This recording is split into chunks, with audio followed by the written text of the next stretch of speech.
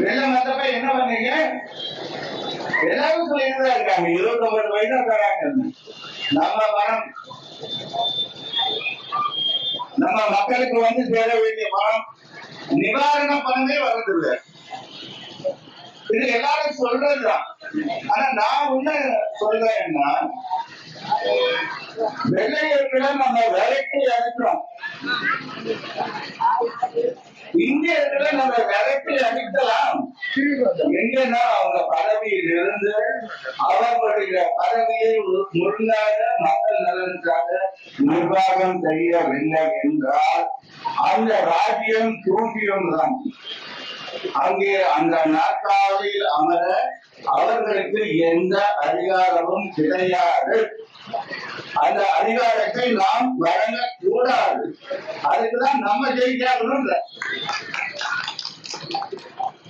இத்தனை ஆர்வமா நம்ம நீங்க எல்லாம் இருக்கீங்க, பெரியவர்கள், தாய்மார்கள், சகோதர சகோதரிகள், குழந்தைகள், இத்தனை குழந்தைகளை தூக்கி இருக்கிறோம். அவங்க எதிர்காலம் என்ன ஆகுது?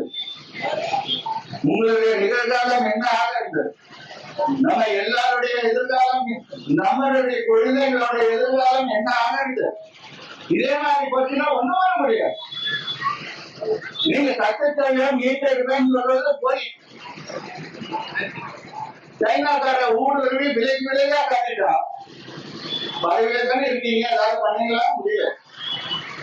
பாகிஸ்தானோட முடிஞ்சுட்டா பார்டர் இஷ்யூ, ரஷ்யாவோட முடிஞ்சுட்டா பார்டர் இஷ்யூ. இல்லையா? அதை விட வேலை வாய்ப்பு என்னாச்சு, பொருளாதாரம் என்னாச்சு,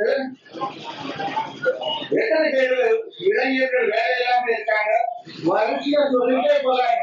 இது இன்னைக்கு பூரா முடிஞ்சிடும். இங்கேயே 10 மணி தாண்டி 12 மணி ஆயிடும்.